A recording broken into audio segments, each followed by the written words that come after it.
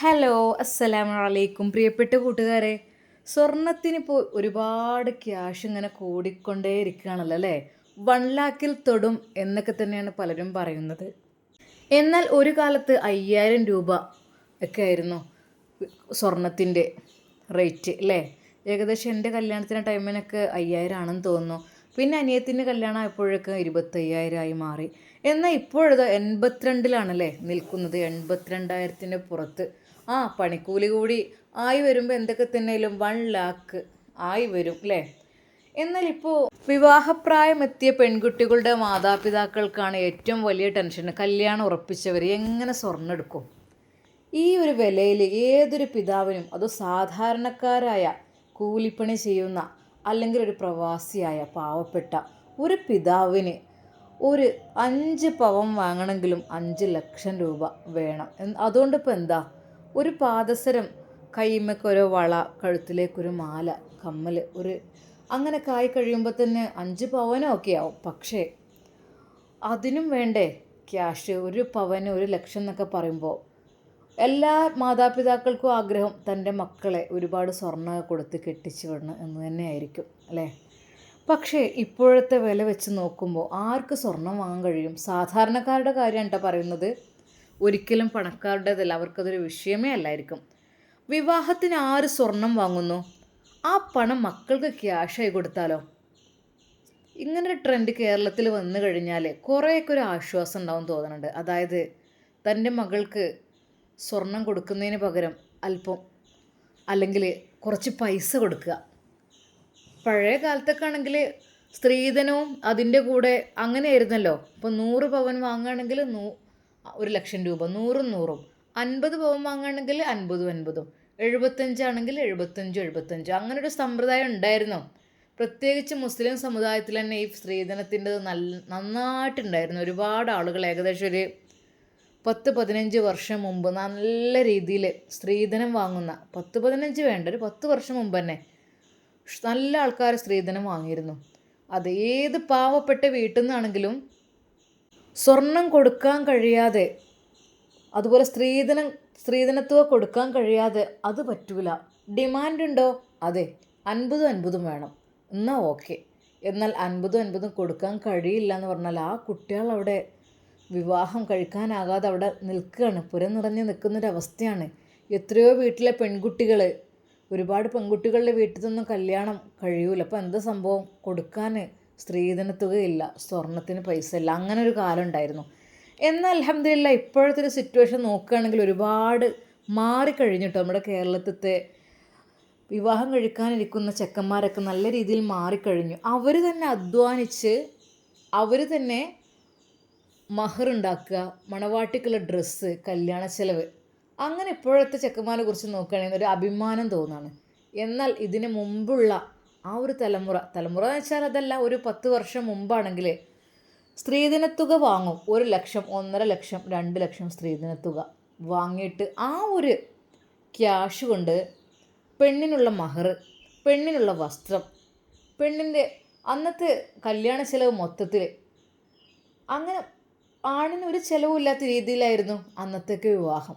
അതൊക്കെ ഇങ്ങനെ ശരിയാവും? എനിക്ക് തോന്നുന്നില്ല. മഹർ എന്നൊക്കെ പറഞ്ഞാൽ നമ്മളുടെ കയ്യിൽ നിന്ന് എടുത്ത് അങ്ങനെ മഹർ കൊടുക്കാൻ കഴിയുമെങ്കിൽ വിവാഹം കഴിക്കാം എന്നാണല്ലോ. പക്ഷേ അന്ന് അങ്ങനെയല്ലായിരുന്നു. അന്ന് സ്ത്രീധനത്തുകയിൽ നിന്നായിരുന്നു മഹർ വാങ്ങിയിരുന്നത്. ആ കല്യാണമൊക്കെ ശരിയാവും എന്തോ ആർക്കറിയാം. എന്തായാലും നമ്മളെ വിഷയം അതൊന്നല്ല കേട്ടോ. ഞാനിങ്ങനെ ഒന്ന് പറഞ്ഞു എന്ന് മാത്രം. സ്വർണം നനച്ചപ്പോൾ 1 ലക്ഷത്തോടടുത്ത് നിൽക്കുകയാണ്. അപ്പോൾ ഈ കല്യാണം കഴിക്കുന്ന പെൺകുട്ടികൾക്ക് സ്വർണത്തിന് പകരം കുറച്ച് ക്യാഷ് കൊടുത്താലോ? ക്യാഷ് കൊടുത്താൽ എന്താ, അവർ എടുത്തു പോവും, ചിലവാക്കും, അത്രേ ഉണ്ടാവുള്ളൂ. പക്ഷേ കയ്യിലും കഴുത്തിലും അതുപോലെ കാതിലൊക്കെ ഒരു സ്വർണ്ണം ഉണ്ടെങ്കിൽ അത് കളറ് പോകാതെ എന്നും ഇടാനും ഒരു നല്ല ഇതിൽ നിൽക്കുമല്ലേ. മറ്റേത് മുക്കൊക്കെ ആകുമ്പോൾ എപ്പോഴെപ്പോഴും മാറ്റിക്കൊണ്ടിരിക്കണം. ഇതാകുമ്പോൾ അവിടെ കിടന്നോളും, അങ്ങനൊരു സമാധാനമുണ്ട്. സ്വർണ്ണം എന്ന് പറഞ്ഞാൽ ഒരു കാണാനുള്ള ഭംഗി മാത്രമല്ല, ഒരു ഉറപ്പ് കൂടിയാണ്. അതെ, നമുക്കൊരു സ്വർണ്ണം ഉണ്ടായിക്കഴിഞ്ഞാൽ എന്തെങ്കിലും വല്ല പ്രയാസങ്ങളോ ബുദ്ധിമുട്ടുകൾ ഉണ്ടാകുമ്പോൾ നമുക്ക് ആ ഒരു സ്വർണ്ണം എടുത്ത് വിൽക്കാലോ അല്ലേ. എന്തെങ്കിലും പ്രയാസങ്ങൾ ബുദ്ധിമുട്ട് വരുമ്പോൾ നമുക്ക് നമ്മുടെ ഒരു സഹായം കൂടിയാണ് സ്വർണ്ണം എന്ന് വെച്ചാൽ. അതായത് കൂടുതൽ പൈസക്ക് തുല്യമാണ്. എന്തെങ്കിലും ബുദ്ധിമുട്ട് വരണമെങ്കിൽ അതുണ്ടെങ്കിലും സമാധാനമാണ്. ഒരു സ്വർണ്ണമോതിര വിരലിലുണ്ടെങ്കിൽ എവിടെയും ധൈര്യമായി പോകാമെന്ന് പലരും പറയാറുണ്ട്. കാരണം എന്താ, അഥവാ പേഴ്സ് അങ്ങനെ പോക്കറ്റ് അടിച്ച് നഷ്ടപ്പെട്ടാലോ, അല്ലെങ്കിൽ പോയ കാര്യത്തിന് പൈസ തികഞ്ഞില്ലെങ്കിലോ, ഒരു മോതിരം കയ്യിലുണ്ടെങ്കിൽ അത്യാവശ്യമാണെങ്കിൽ പണയം വെച്ചിട്ടോ അല്ലെങ്കിൽ അത് വിറ്റിട്ടോ നമുക്ക് അത് നേടിയെടുക്കാൻ കഴിയും, അല്ലേ? നമുക്ക് പൈസ കൊടുക്കാൻ കഴിയും. എന്തൊക്കെ തന്നെയായാലും നമ്മൾ ബുദ്ധിമുട്ടാവൂല എന്ന് തന്നെയാണ് സ്വർണ്ണം ഉണ്ടായുള്ള മെച്ചം. ലോകത്തെ ഏറ്റവും സ്വർണ്ണാഭരണ ഭ്രമമുള്ള നാട് കേരളം തന്നെയാണ്, അല്ലേ? കേരളത്തിലെ ആളുകൾക്ക് പൊതുവേ സ്വർണത്തിനോട് കൂടുതലായിട്ട് ഒരു താല്പര്യമുണ്ട്. അത് ഒരു 10 വർഷം മുമ്പ് എല്ലാവർക്കും കൊടുത്തിരുന്നത് 50 പവന്, 75 പവന്, 100 പവൻ തന്നെയായിരുന്നു. പിന്നീട് അത് കുറച്ച് കുറഞ്ഞതാണ് ഇപ്പോൾ. വില കൂടിയപ്പോൾ പിന്നെ കൊടുക്കാൻ കഴിയാതായി. എന്നാൽ പുതുതലമുറക്ക്, അതായത് 2K ഗേൾസ് എന്നൊക്കെ പറയുമല്ലോ, 2K കളിലൊക്കെ പിറന്ന കുട്ടികൾക്ക് സ്വർണ്ണാഭരണങ്ങളോട് വലിയ താല്പര്യമില്ല. അവർക്ക് ഫാഷൻ വസ്ത്രങ്ങളിലും അങ്ങനെയുള്ള ഫാൻസികളിലൊക്കെയാണ് അവർക്ക് കൂടുതൽ ഇഷ്ടം. എന്തൊക്കെ തന്നെയാലും സ്വർണ്ണവില റോക്കറ്റ് പോലെ ഉയരുകയാണല്ലോ.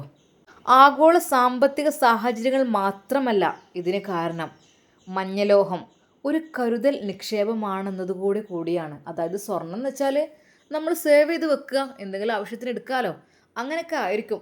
രാജ്യങ്ങൾ പോലും ഖജനാവിലെ കരുതൽ നിക്ഷേപമായി സ്വർണം സംഭരിക്കുന്ന പതിവ് രാജഭരണം കാലം മുതലേ ഉണ്ട്. പഴയ കാലം മുതൽ തന്നെ രാജാക്കന്മാർ ഈ സ്വർണം സൂക്ഷിച്ചു വെക്കുന്ന ഒരു പരിപാടി ഉണ്ടായിരുന്നു. അതുപോലെ തന്നെ ചില ആളുകളും ഈ ഒരു ശൈലി, നമ്മളെ കൂട്ടത്തിൽ തന്നെ ഒരുപാട് ആളുകളുണ്ടാവും സ്വർണം വാങ്ങി സൂക്ഷിക്കുന്ന സംഭവങ്ങൾ, അല്ലേ? എന്നാൽ സ്വർണത്തിൻ്റെ ഇന്ത്യക്കാരടുത്ത് മാത്രമുള്ളത് 250 ലക്ഷം കോടി കവിഞ്ഞു എന്നുള്ള പുതിയ വാർത്തയും ഇതോടുകൂടി നമ്മൾ കേൾക്കേണ്ടത് തന്നെയാണ്. 250 ലക്ഷം കോടി, അത്രക്കും സ്വർണ്ണം ഇന്ത്യക്കാരടുത്ത് തന്നെ ഉണ്ട്. എന്താല്ലേ, എന്തൊക്കെ തന്നെ 100 വർഷം മുമ്പ് സ്വർണ്ണവില പവന് 15 രൂപയിൽ താഴെയായിരുന്നെന്ന് പഴമക്കാർ പറഞ്ഞിട്ടുണ്ട്. അതെ, നമ്മുടെ വല്യമ്മാൻ്റെ ഒക്കെ കാലത്ത് സ്വർണത്തിൻ്റെ വില 15 രൂപയിലും താഴെയായിരുന്നു. അന്ന് പൈസ നിരക്കിൽ കൂലി കിട്ടിയിരുന്ന കാലമാണ്. അന്നൊക്കെ അങ്ങനെയാണല്ലോ.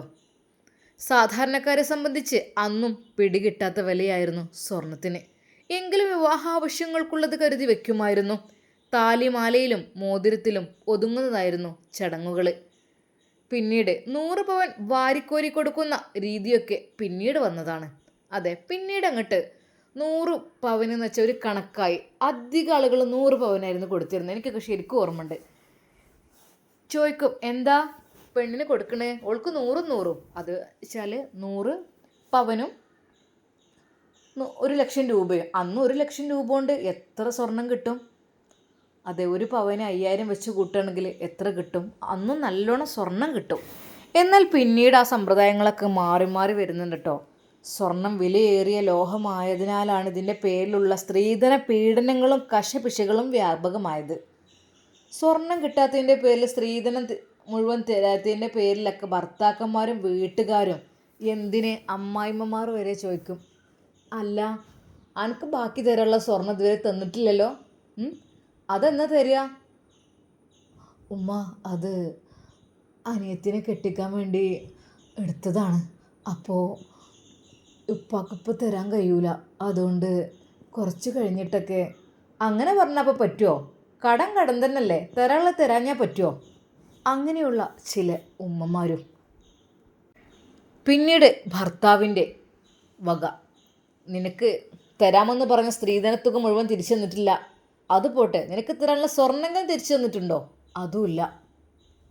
എന്നാൽ അതിനിടക്ക് പല ആത്മഹത്യകൾ. അതിനിടക്ക് ഭർത്താവിൻ്റെയും വീട്ടുകാരുടെയും പീഡനം സഹിക്കവയ്യാതെ സ്ത്രീധനത്തിൻ്റെ പേരിൽ, സ്വർണം മുഴുവൻ നൽകാത്തതിൻ്റെ പേരിൽ ഭർത്താവിൻ്റെയും വീട്ടുകാരുടെയും പീഡനം സഹിക്കവയ്യാതെ യുവതി ആത്മഹത്യ ചെയ്തു. അങ്ങനെയും ചില വാർത്തകൾ നമ്മൾ കേട്ടിട്ടുണ്ട്. മനുഷ്യന്മാർക്ക് സ്വർണത്തിനോടുള്ള ഭ്രമം കൊണ്ട് തന്നെയാണ് കുറേയൊക്കെ. അതിനുശേഷം പിന്നെ സ്ത്രീധനത്തിനെതിരെ പ്രത്യേക നിയമം തന്നെ വേണ്ടി വന്നു. കാരണം എന്താ, എല്ലാവരും ബുദ്ധിമുട്ടിക്കാണ്. എന്നിട്ടും കേരളത്തിലെ വിവാഹങ്ങളിലും ആഘോഷങ്ങളിലും സ്വർണ്ണപ്പകിട്ട് കുറഞ്ഞില്ല. ആഭരണ വിൽപ്പനശാലകൾ എല്ലാ പട്ടണങ്ങളിലും പ്രത്യക്ഷപ്പെട്ടു. സ്വർണവുമായി ബന്ധപ്പെട്ട ക്രിമിനൽ കേസുകളും വർദ്ധിച്ചു. സ്വർണ്ണക്കടത്ത് സംഘങ്ങളും അത് പൊട്ടിക്കാനിറങ്ങുന്ന ഗുണ്ടകളും നാട് വാഴുന്ന സ്ഥിതി വന്നു. മുഖ്യമന്ത്രിയുടെ ഓഫീസിനെതിരെ വരെ സംശയനിഴലിൽ നിർത്തുന്ന സംഭവങ്ങളുണ്ടായി അല്ലേ? എന്നാൽ കഴിഞ്ഞ 5 വർഷമായി സ്വർണ്ണവിലയിലുണ്ടാകുന്ന അന്യായ കുതിപ്പും ന്യൂജൻ പിള്ളേരുടെ താല്പര്യക്കുറവും വിൽപ്പനയിൽ ഇടിവുണ്ടാക്കിയിട്ടൊക്കെ ഉണ്ട്. 2010 12,000 രൂപയായിരുന്നു പവൻ വില. ഇപ്പോൾ 81,000 രൂപയ്ക്ക് മുകളിലാണ്. ഗ്രാമിന് 10,000 രൂപയ്ക്ക് മുകളിലും. വരാനിരിക്കുന്ന ദീപാവലി മുഹൂർത്ത കച്ചവടം കൊഴുക്കുന്നതോടെ വില കുറെ കൂടി ഉയരുമെന്നാണ് സൂചന. ചുരുക്കി പറഞ്ഞാൽ 1 ലക്ഷം തൊടും എന്നർത്ഥം. ആഗോളത്തിലും ഇതേ ട്രെൻഡ് തുടരുകയാണ്. അതിന് കാരണങ്ങളുണ്ട്. എന്തുകൊണ്ടാണ് ഇങ്ങനെ വില കൂടാൻ കാരണം? കടിഞ്ഞാണില്ലാത്ത കയറ്റമാണ് ഇപ്പോൾ സ്വർണം കുതിച്ചു കയറിക്കൊണ്ടിരിക്കുന്നത് അല്ലേ? US ഫെഡറൽ റിസർവ് പലിശ കുറക്കുമെന്ന വാർത്തയാണ് സ്വർണ്ണവില കുറയ്ക്കാൻ ഒരു കാരണം. പലിശ കുറയുമ്പോൾ കടപ്പത്രങ്ങളുടെയും ഡോളറിൻ്റെയും മൂല്യമിടിയുന്ന ആശങ്കയാണ് സ്വർണത്തിന് പ്രിയം വർദ്ധിപ്പിക്കുന്നത്. ട്രംപിൻ്റെ തീരുവ പ്രശ്നങ്ങൾ മുൻനിർത്തി ഡോളറിനെ മറികടന്ന് സ്വർണം ഗ്ലോബൽ കറൻസിയായി മാറുന്നുവെന്ന സൂചനയുമുണ്ട്. രാജ്യങ്ങൾ തമ്മിലുള്ള രാഷ്ട്രീയ സാമ്പത്തിക ശീതസമരങ്ങൾ, ആഗോള തൊഴിലവസരങ്ങളിലെ ഇടിവ് എന്നിവയെല്ലാം സ്വർണത്തെ ഒരു സുരക്ഷ നിക്ഷേപമായി കാണാൻ ജനതയ്ക്ക് പ്രേരണയാകുന്നു. യുദ്ധവ്യാപനത്തിൻ്റെ സാധ്യതകൾ പരിഗണിച്ച് വിവിധ കേന്ദ്ര ബാങ്കുകളും വൻതോതിൽ സ്വർണം വാങ്ങിക്കൂട്ടുകയാണ്. ഇന്ത്യ, ചൈന, ബ്രസീൽ തുടങ്ങിയ രാജ്യങ്ങളെല്ലാം വിദേശ നാണയ ശേഖരത്തിലെ സ്വർണത്തിൽ അളവ് കൂട്ടിയതോടെ വില തുടർച്ചയായി മുന്നോട്ട് നീങ്ങി. ഇന്ത്യയുടെ വിദേശ നാണയ ശേഖരത്തിൽ 8 ടണ്ണിലധികം സ്വർണത്തിൻ്റെ വർധനയാണ് ഉണ്ടായത്. വൻകിട ആഗോള ഫണ്ടുകളും വാങ്ങൽ കൂട്ടിയതോടെ രാജ്യാന്തര വിപണിയിൽ സ്വർണ്ണവില റെക്കോർഡിട്ടു. അമേരിക്കൻ ഡോളറിനെതിരെ രൂപയുടെ മൂല്യം കുത്തനെ കുറഞ്ഞതും ആഭ്യന്തര വിപണിയിൽ സ്വർണ്ണവില കൂടാൻ കാരണമായി. രൂപ ദുർബലമാകുന്നതോടെ ഇറക്കുമതി ചെലവ് ഉയരുന്നതാണ് വില വർധനയുടെ വേഗം കൂട്ടുന്നത്. രാജ്യാന്തര സ്വർണ്ണ വിപണിയിൽ ഊഹക്കച്ചവടക്കാരും മുമ്പില്ലാത്ത വിധം സജീവമാണ്. സാമ്പത്തിക സാഹചര്യങ്ങൾ ഇങ്ങനെ തുടർന്നാൽ ഉടനെയൊന്നും സ്വർണ്ണവില താഴാൻ ഇടയില്ല. മകളുടെ വിവാഹത്തിന് സ്വർണം വാങ്ങാൻ വെച്ചിരുന്ന പണം ഇനി ക്യാഷായി കൊടുക്കാം.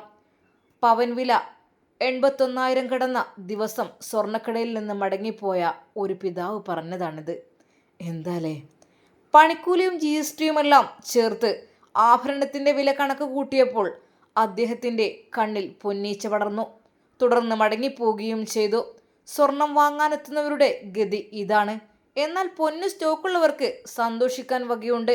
അണിഞ്ഞിരിക്കുന്നതും അലമാരയിൽ സൂക്ഷിച്ചിരിക്കുന്നതുമായ ആഭരണങ്ങൾക്ക് മൂല്യമേറിയിരിക്കുന്നു. റെക്കോർഡ് തകർത്ത സ്വർണ്ണ മെഡൽ നേടുകയെന്നത് കായിക താരങ്ങളുടെ സ്വപ്നമാണ്. അത് ട്രാക്കിലെ കാര്യം. എന്നാൽ റെക്കോർഡുകൾ തിരുത്തി സ്വർണം തന്നെ കുതിക്കുന്ന കാഴ്ചയാണ് വിപണിയിൽ കാണുന്നത്.